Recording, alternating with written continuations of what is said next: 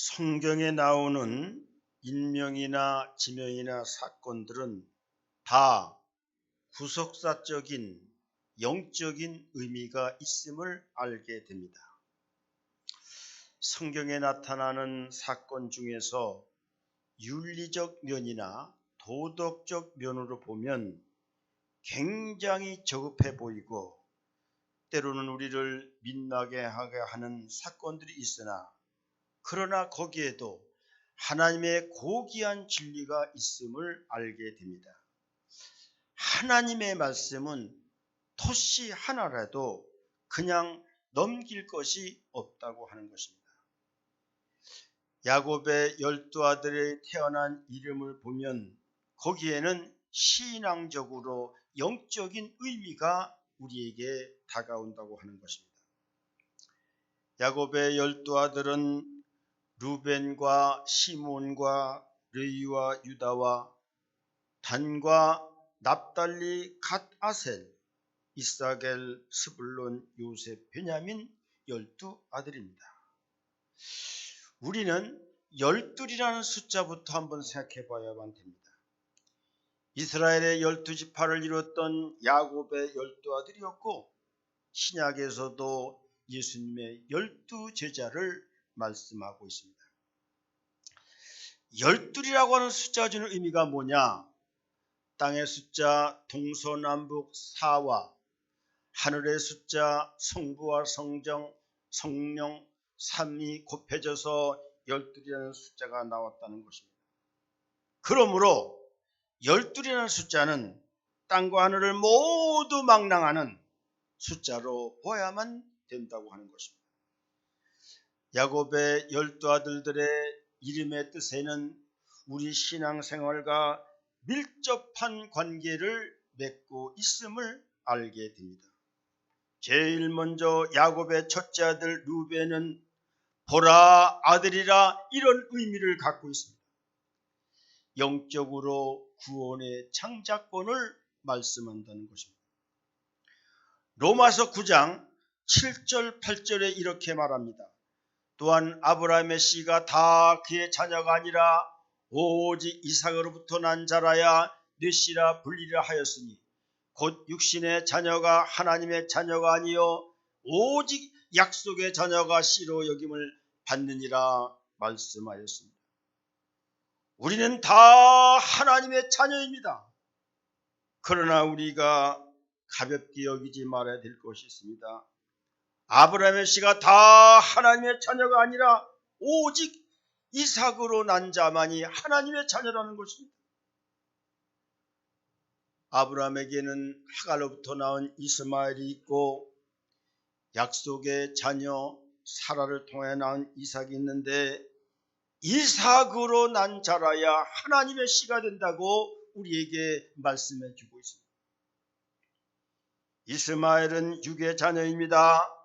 교회로 말하면 율법교회와 구약교회가 되고 신앙의 열매로 말하면 껍데기 쭉정이 신자가 되고 영적으로 말하면 사탄의 자녀가 되고 있다는 것입니다. 장자라고 다 구원을 받는 게 아니라는 거예요. 루벤은 소모 비라와 통간함으로 말미암아 장자이면서도 구원을 얻지 못하였습니다. 에서와 야곱에게서 보아도 에서가 장자였지만은 장자권을 야곱에게 뺏기고 말았습니다. 에서의 신앙은 육신적이라는 것입니다. 껍데기 쭉정이 신자라고 하는 것입니다. 혼합주의 믿음, 세속주의 신자였으며 형식적인 믿음을 갖고 있는 사람이었다는 것입니다. 우린 다 야곱과 같은 야곱의 아들 이삭과 같은 신자가 되어야 되는 것입니다. 이삭은 약속의 자녀입니다. 영적인 자녀입니다. 알곡 같은 자녀입니다. 성령 충만한 자녀입니다. 성경적, 복음적 자녀라고 하는 것입니다. 이런 사람에게 하나님께서는 보라 아들이다, 보라 딸들이라고 이렇게 하나님께서는 선포해 주신다는 거예요. 같은 신자지만 하나님의 아들이 있고 사탄의 아들이 있다고 성경은 우리에게 말씀해 주고 있습니다. 우리는 절대 이삭 같은 신자에 속해야 되지 이스마엘 같은 신자에 속하면 안 된다는 것을, 구원도 축복도 잃어버리게 된다는 것을 알아야 되는 것입니다.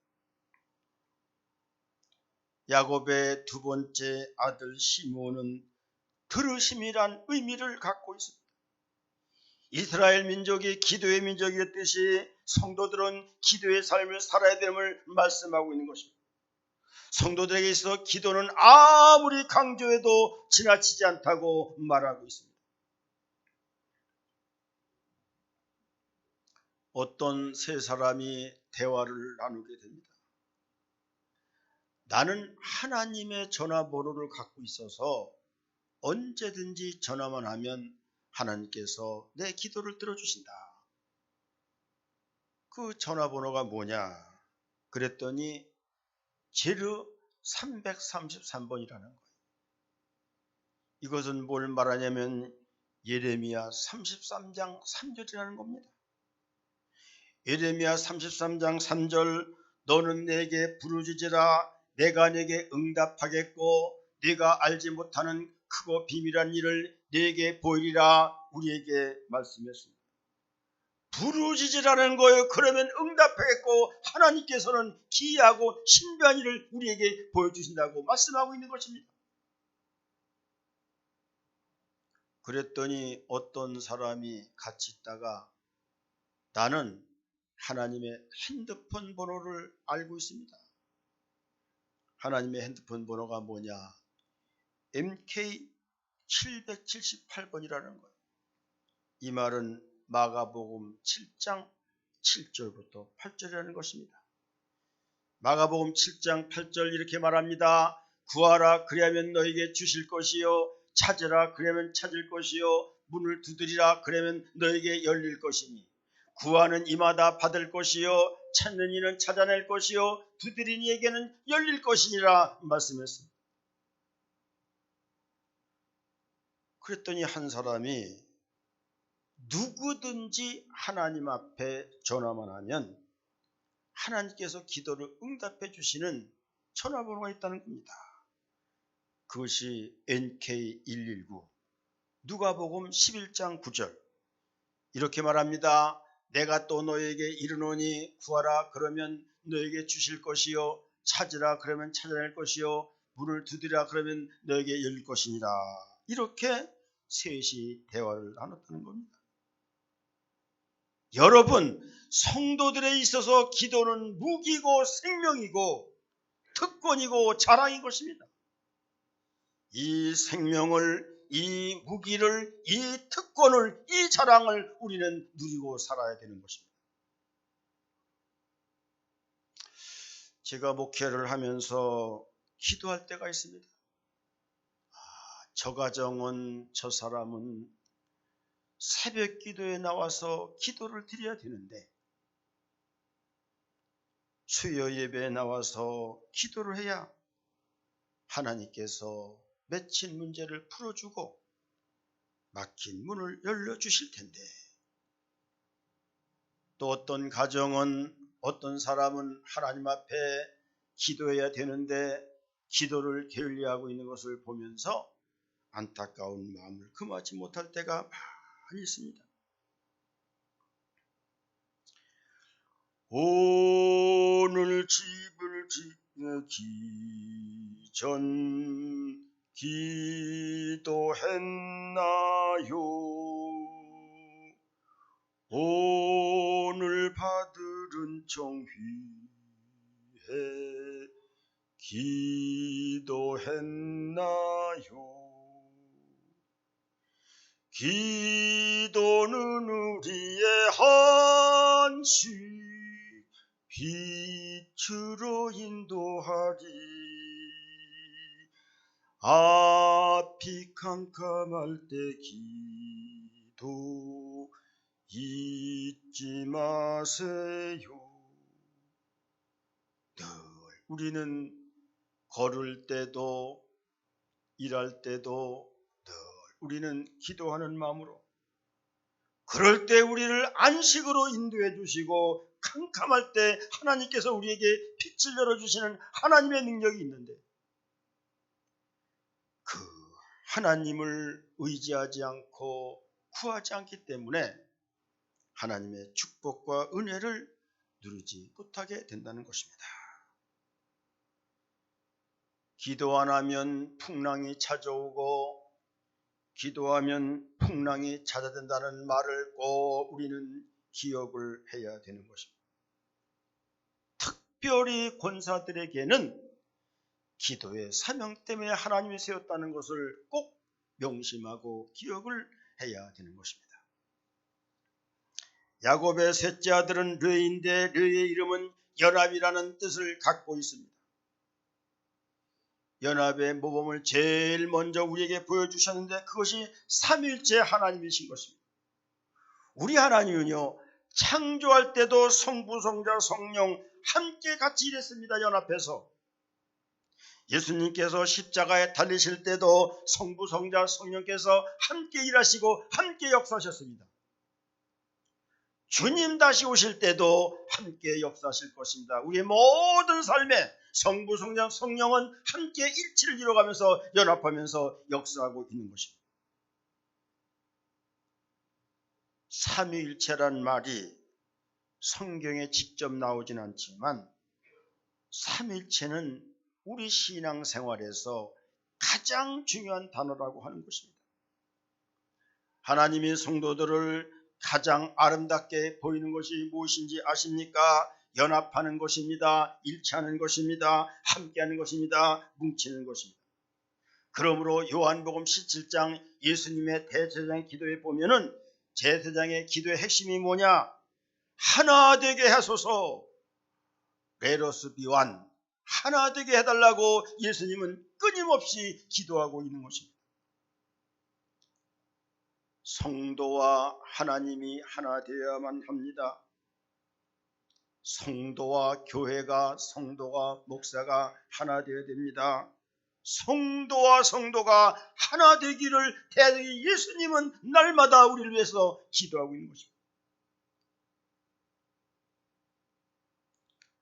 고린도 교회의 최대의 문제는 파벌의 문제 아니었습니까? 바울파니, 아볼로파니, 게바파니, 그리도파니 나누어서 싸우지 않았습니까? 지금 한국교회의 문제는 다른 문제가 아니고 파벌의 문제고 분열의 문제인 것입니다.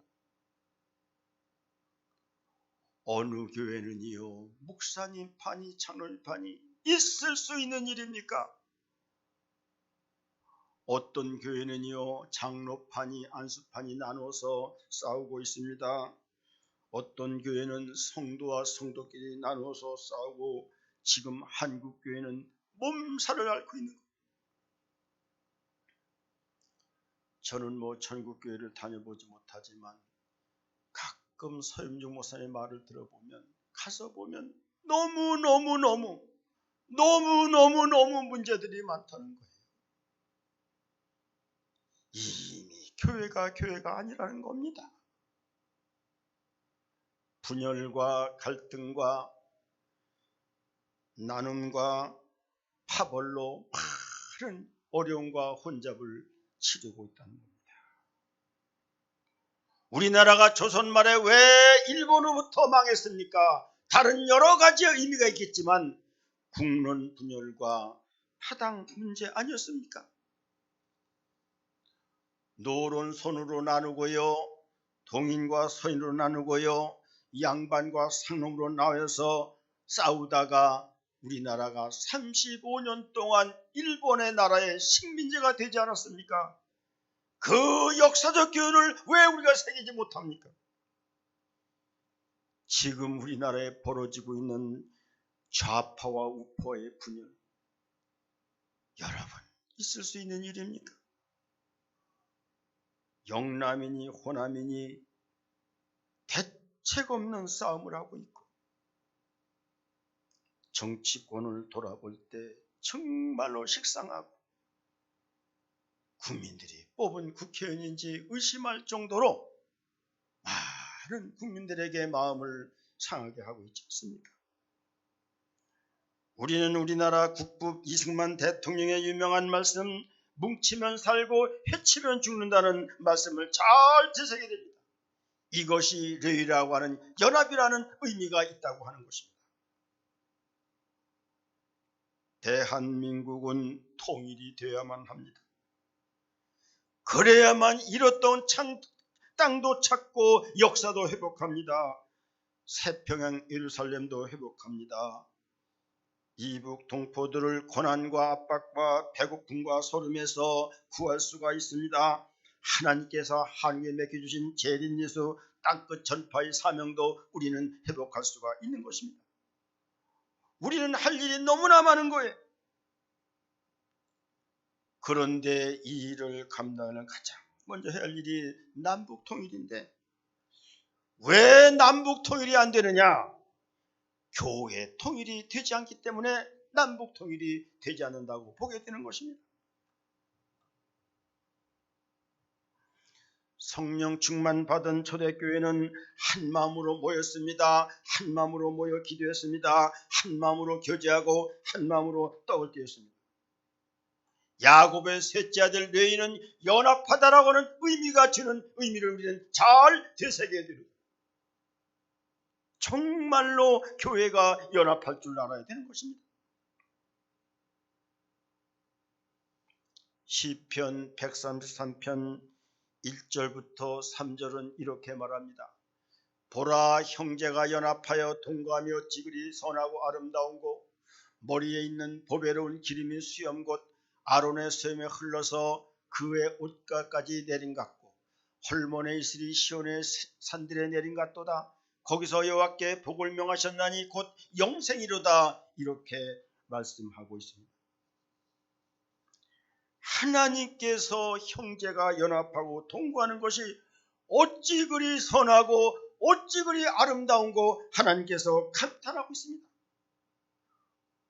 우리 하나님은 감탄만 한 것이 아니라 하여 연합하고 동거하는 형제들에게 복을 명하셨느니 영생을 명하노라, 복을 명하노라, 이렇게 하나님이 축복을 하시는 것입니다. 연합하고 동거할 때 하나님의 축복이 임하고 영생이 임한다는 것을 우리에게 말해주고 있는 것입니다. 우리 모든 신앙인들은요, 우리 산남교회 교인들은 잘 개파 없이요, 잘 평화롭게 하는 건 너무나 감사하고 삼위일체 신앙을 잘 본받아서 성도와 성도 간에, 목회자와 성도 간에, 기관과 기관에 잘 연합하고 잘 교제하고 하나 되어서 복과 영생을 누리는 그런 신앙을 우리는 가져야만 되는 것입니다. 야곱의 넷째 아들은 유다, 찬송이라는 의미를 갖고 있습니다. 이 말씀은 성도들이 주님을 찬송하고 주님을 감사하는 삶을 살아가는 의미인 것입니다. 여러분, 우리가 구약 성경을 세 부류로 나눕니다. 첫 번째가 창출레민신 같은 율법서요, 그의 소선지자, 대선지자 역사서와 그 다음에 성문서, 세수로 이렇게 나누게 됩니다. 율법서는 뭘 말하는가?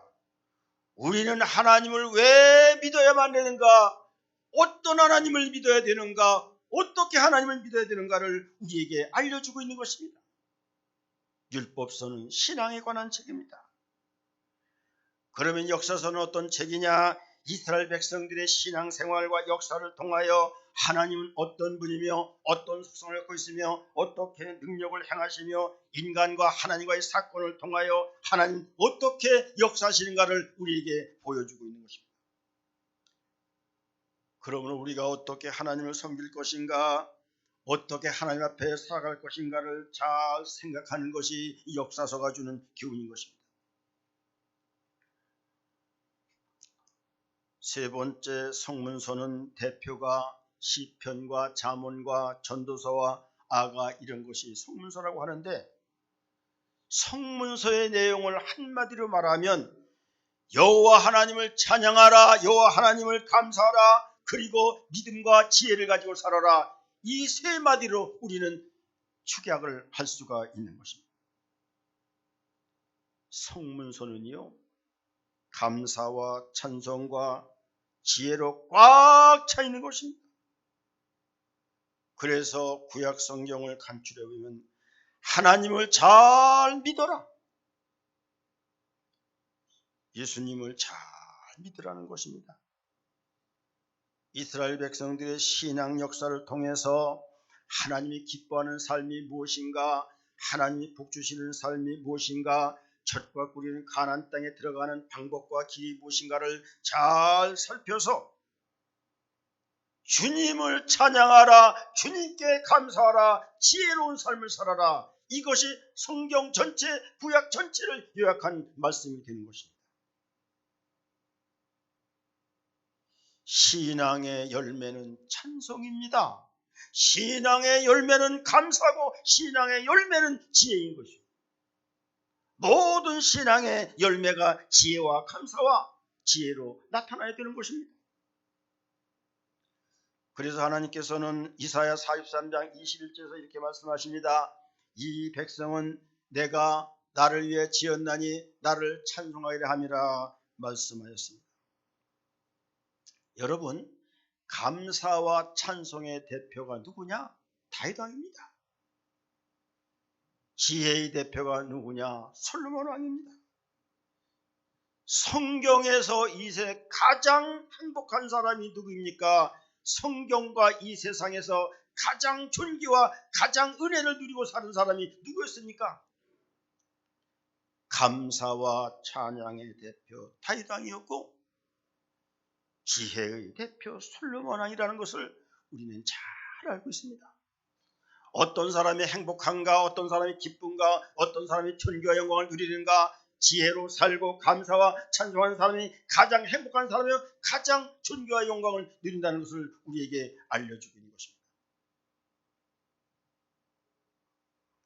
찬송은 예배의 주변이 아닙니다. 예배의 핵심인 것입니다. 하나님은 우리를 통하여 찬송받기를 원하시는 것입니다. 찬송합시다. 찬송합시다. 내 주를 씻으신 주 이름 찬송합시다. 구주의 십자가 보혈로 제 씻음 받기를 원하네. 내 죄를 씻으신 주 이름 찬송합시다. 할렐루야 찬송합시다. 찬송합시다. 내 죄를 씻으신 주 이름 찬송합시다. 할렐루야. 여러분, 찬송하면 기뻐요. 찬송하면 복을 줘요. 찬송하면 하나님께서 우리에게 건강을 주시는데 입술에 찬송이 없는 것입니다. 삶에 감사가 없는 것입니다. 마음에 하나님을 찬양하는 마음이 없는 것입니다. 그렇게도 하나님 우리를 통하여 감사와 찬송을 받기를 원하시는데 찬송하며 우리는 살아야 되는 거예요. 모든 거에 우리는 감사하는 삶을 살아야 되는 거예요. 야곱의 다섯 번째 아들은 단입니다. 단은 심판이라는 뜻을 가지고 있습니다. 이는 하나님을 대적하고 불순종하는 사람을 심판한다는 것을 우리에게 알려주고 있는 것입니다. 여러분 잘 알 것입니다.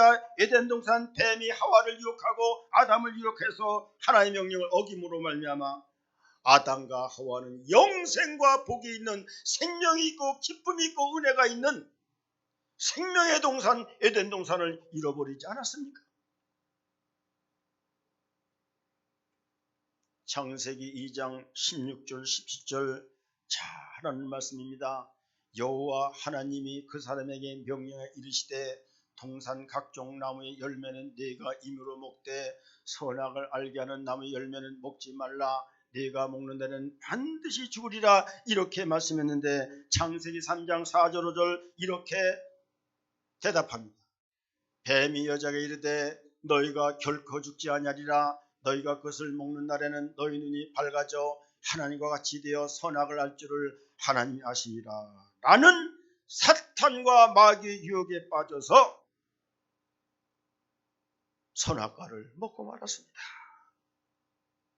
그러므로 말미암아 아담과 하와는 생명이 있는 동산이요, 기쁨이 있는 동산이요, 평화의 동산이요, 은혜의 동산이요, 축복의 동산인 에덴 동산을 잃어버리고 있는 것입니다. 오늘 우리가요, 사탄과 마귀의 속임에 빠지고 하나님께 속해 있지 않고 세상에 속해 있고 하나님의 뜻을 따라 살지 않고 세상 따라 삶으로 말미암아 생명의 동산, 기쁨과 평의 동산을 잃어버리고 살지는 아니합니까? 우리 하나님은 공의 하나님이십니다. 그러므로 죄를 간과하지 않습니다. 죄는 반드시 심판을, 우리의 죄를 심판했던 자리가 십자가였습니다. 예수님은 우리의 죄 때문에 대신 심판을 받으신 것입니다. 그것 때문에 우리가 예수님을 잘 믿기만 하면 우리는 심판을 면하고 죄를 면할 수 있는 하나님의 축복을 우리에게 허락해 주시는 것입니다. 주님 재림하셔서 천년왕국에 들어가기까지는 사탄과 마귀의 역사와 유혹이 반드시 있는 것입니다. 자, 이거를 우리는 가리고 우리는 하나님 나라를 향하여 가야 되는 것입니다. 교만하면 유혹의 영이 찾아옵니다. 욕심이 꽉 차 있으면 사탄과 마귀의 영은 우리에게 찾아 들어옵니다. 거짓되면 사탄과 마귀가 우리를 훔쳐갑니다. 불평과 원망에 빠지면 사탄과 마귀가 역사합니다. 게으르면 찾아오는 것은 사탄과 마귀의 역사인 것입니다. 우리 예수님이 2000년 전에 이 땅에 오실 때는 우리 인간을 구원하러 오셨지만 다시 올 때는 우리를 심판하러 오신다는 것을 우리는 알아야 되는 것입니다. 그때 되면 여지없이 쥐고화를 막론하고 지식이 있고 있고를 막론하고 우리가 이 땅에서 부하게 살고 가난하게 살고를 막론하고 다 주님의 심판대 앞에 서야 됩니다. 예수를 제대로 믿은 사람은 예수로 말미암아 심판을 면할 것이고 예수를 믿지 않는 사람이나 불순종한 사람이나 대적했던 사람들은 그 죄로 인하여 심판을 받게 된다는 것입니다. 반드시 찾아옵니다. 이것을 우리는 생각하며 예수를 믿어야 되는 것입니다. 단지파는 그 이름대로 심판을 받습니다. 사탄과 마귀의 출처가 단지파에서 나왔다는 사실을 우리는 알아야만 합니다. 그러므로 계시록 7장에 14만 4천의 인친 성도에 보면은 단지파가 빠지고 요셉의 아들 므낫세 지파가 들어가서 12지파를 다시 구성해서 14만 4천이 하나님 나라에 들어가는 것을 우리에게 보여주고 있는 것입니다. 히브리서 9장 27절 한 번 준 것은 사람에게 정한 것이요 그 이후에는 심판이 있으리니 분명히 하나님은 우리에게 말씀해 주고 있습니다. 하나님의 심판을 면하기 위해서 우리는 잘 예수를 믿어야 됩니다. 그것이 예배요, 기도요, 봉사요, 헌신이요. 나는 여러분들에게 주의를 온전하게 드려라. 온전하게 드리는 거예요. 형식적으로 오전에 다 예배드리고 자기 볼일 보러 가고요. 그렇게 하는 거 아닙니다. 주님이 우리를 구해주신 그 십자가의 은혜가 얼마나 큰데 온전히 주님께 예배를 드리는 거예요. 하나님과 교회에 순종하는 순종 생활입니다. 그리고 온전하게 헌금에는 헌금 생활, 교회 생활, 봉사 생활, 이 네 가지가 잘 갖춰져야 되는 겁니다. 야곱의 6번째 아들 납달리는 경쟁이라는 의미를 갖고 있습니다.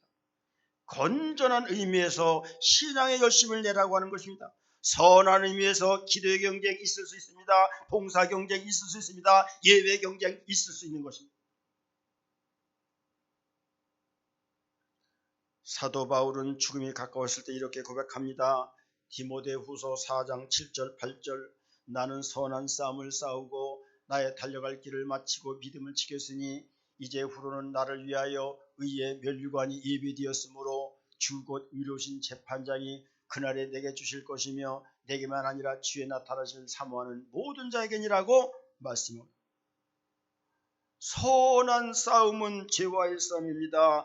나의 달려갈 길을 마치고는 우리가 하나님 앞에 기도 경쟁, 봉사 경쟁, 예배 경쟁, 선한 경쟁을 통해서 하나님께 영광을 돌려야 되는 거예요. 선한 싸움을 싸우고 믿음의 선한 경쟁을 통하여 믿음의 열매를 많이 맺을 때 하나님이 기뻐하는 성도가 되고 주의 나라가 예비되어 있고 천년 왕국이 열린다는 귀한 믿음을 가지고 하나님을 잘 섬길 수 있는 여러분들 되시기를 주님의 이름으로 축복을 드립니다. 아멘. 사랑의 하나님 아버지 감사합니다.